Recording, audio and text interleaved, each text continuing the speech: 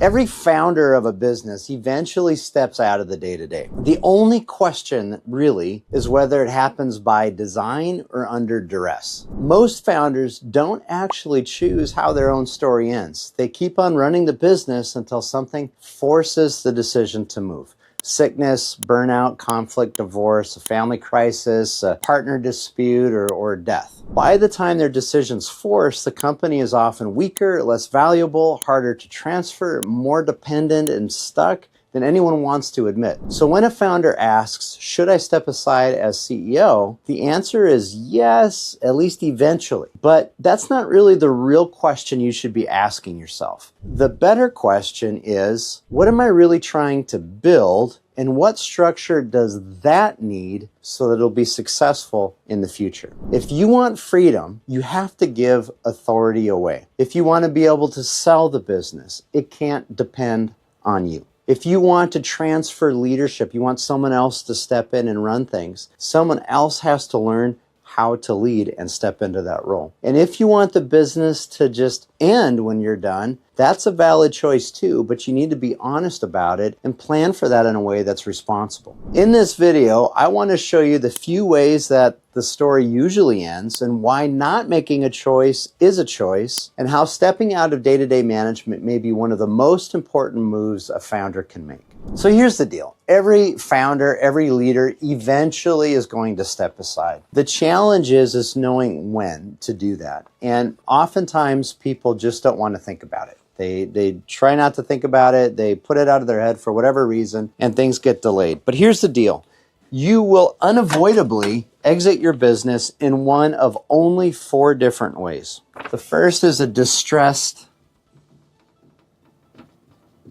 exit. Now, I talked about that a little bit earlier, but the most common reasons that people leave their businesses is they get sick, or someone close to them gets sick and it pulls them away from the business. They burn out, they just fry, they lose their love and their passion, they die, or someone close to them dies and it pulls them out of the business. There's a conflict or a divorce of some kind that ruptures something in a way that doesn't allow the business to continue to operate well. There's a family crisis that pulls somebody away. Those are the primary reasons. And so if you wait to plan for how you're going to begin stepping away or keeping the business dependent on you, it's likely going to be one of these reasons, which means you will end up with a distressed exit or transition of some kind. This is the most common reason. This is why businesses that are small businesses under $10 million in revenue, only about 20% of them are actually ever able to sell or find buyers. Businesses over 10 million, that only improves up to about 30%. Most can't. And it's because they end up trying to make this transition under a distressed scenario. Even with secessions, only about 1/3 of small, medium-sized businesses will have a successful leadership transition. And it's often, again, because they attempt to do it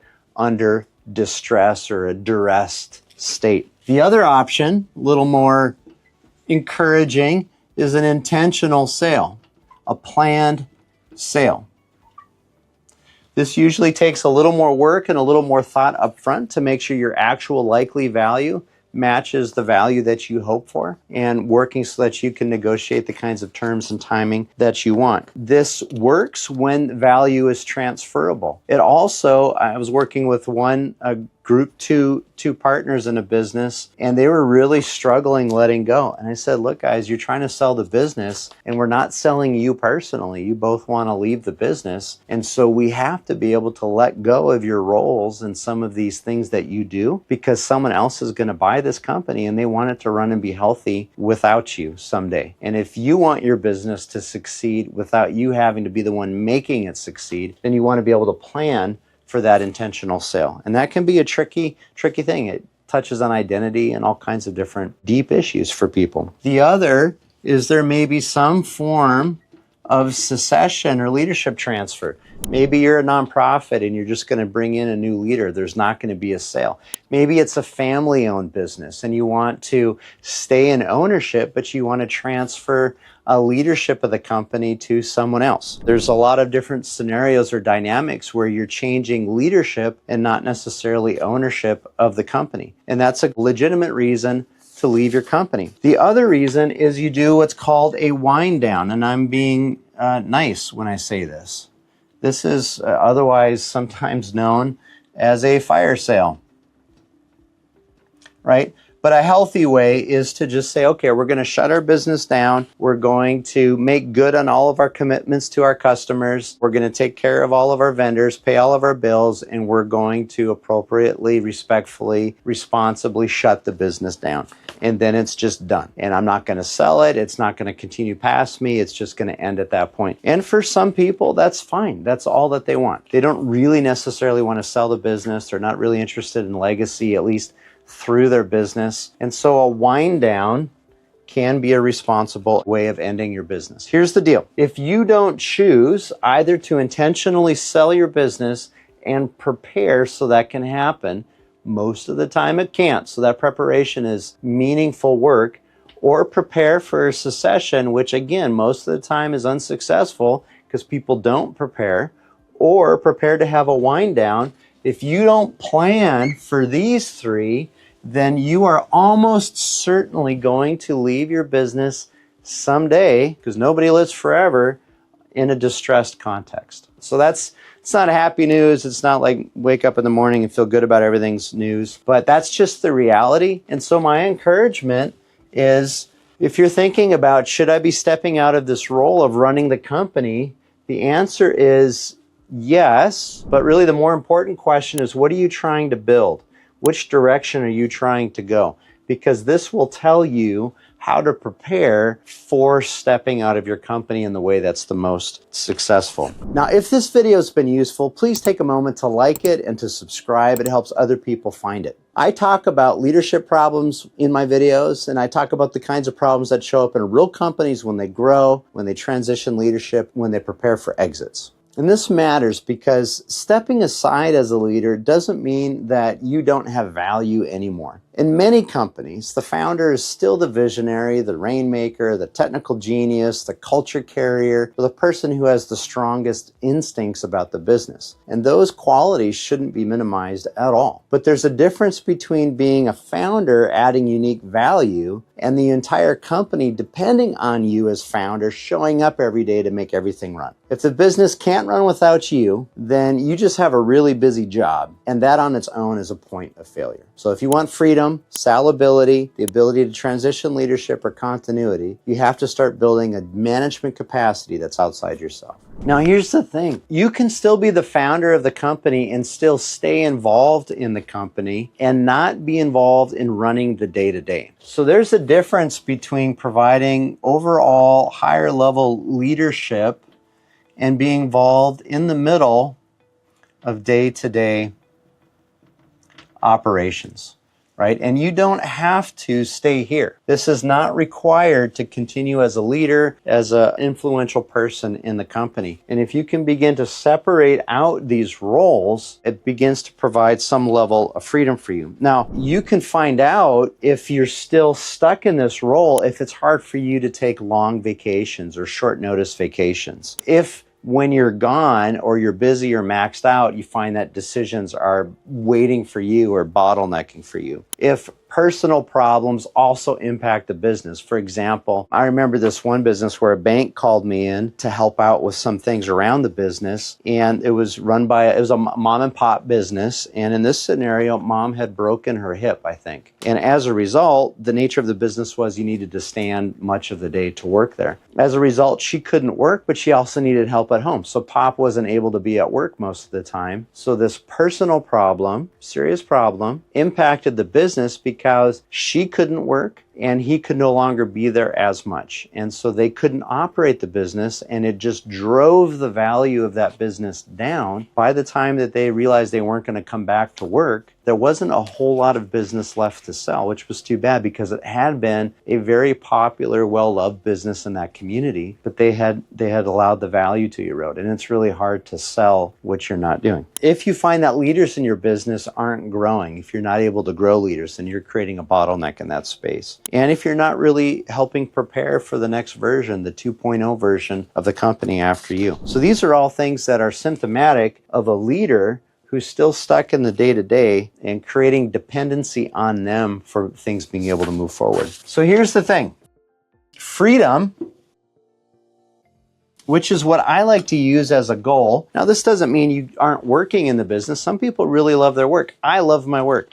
If I could do whatever I wanted to do, I'm doing it right now. So freedom doesn't necessarily mean that you don't have work, but it does mean you have discretionary control over what you do. And so if you want to work, you work. If you don't want to work, you don't. You can choose who you work with and what kind of work you're doing. To be able to sell your business well, you want a business that really allows as much discretionary control as possible, where the business doesn't depend on you, but you can step into things and contribute. That allows a buyer to come in because they want to know, most buyers want to know that the seller can leave and the business is going to continue to operate. So that freedom becomes a synonym for the ability for the business to operate without you, for not having dependency. Same thing with succession. If a new leader is going to come in and be able to really be effective and not operating under your shadow, you need freedom, but you need to be able to give freedom to that individual. Now, a wind down's a little different because you're just ending the business. And so in that scenario, it may be a little different. But if you want to have one of these two in particular,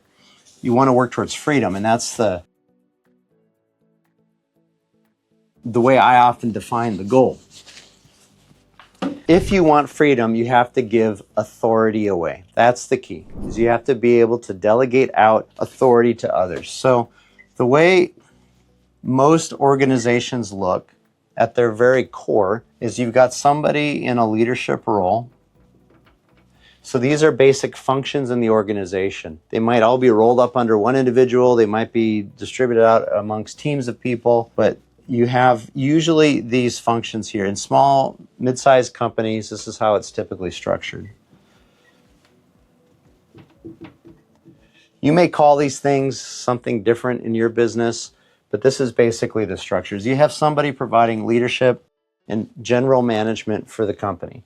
Then you have, it can be combined or separated, but you usually have a finance or finance/administrative role or function within the company. And so HR and legal and all those kinds of things tend to sit on compliance, tend to sit underneath this. Then you have operations. This is how you provide the product or services, how you make it and provide it. And then sales, how do you bring business into your company? Core functions. Every business is somehow working through these functions, whoever's running them. So what you want to be able to do is to be able to give away authority first. So I recommend this is probably the first area, the number one area that you want to give away. Very few founders are actually that skilled in this area. They're usually very skilled at one or the other of these, not usually this. So this is usually the first thing that you give away. Then the second thing, whatever number two is, that should be the thing that you're second best at. Give that away. Bring in a new sales team if sales is not your thing, but you're really good at operations. And then what you want to be able to do is give this away. Once you've given those three things away, you've built a three-legged stool that can really carry the organization. It makes it much easier for you now to bring in somebody as a general manager or CEO or president or grand poobah, whatever you want to call the position. You can bring them in, and you can still, if you choose, remain in this visionary leadership type role, maybe even get involved in helping with really big deals or getting involved as a technical advisor in certain projects or whatever. But that's a basic, simple kind of graphic of how you do it. It becomes much easier to find somebody who can be effective in this position if you have these functions well led, well structured, and well managed. If you want freedom, you have to give authority away. And you want to match the structure that you're building to the future that you're trying to build. And so there's slight differences in detail of what you focus on if you're thinking about an exit versus thinking about succession versus just going to wind down the business. But at the core, this structure kind of carries over across all of them in some way. Here's the thing, the final thought here. As a founder, you should step aside from the middle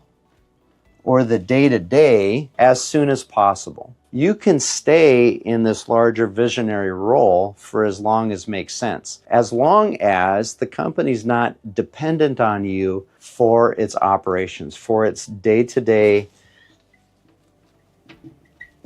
operations. That's really the test. And so the simple test of the test that I often recommend is sending people off on vacations. You should be able to go away for 2 weeks without having to be on your phone or answering emails. You should be able to go away for a month, go away for 3 months. And the company operates fine without you. That to you may not feel great. Maybe you still want to be needed or involved. And I encourage that you wrestle through some of those things so that you don't unintentionally keep the company dependent on you just so that you feel better about things. But instead, if the company can carry its own weight, has the structure to do that, then you can still be involved in ways that provide value, that help you feel like you can still enjoy your time, and it's still constructive for the company, but the business is no longer dependent on you. So again, the founder should step aside away from dependency or creating dependency because or when you need your business to become bigger than what one person can carry. That's really the litmus test.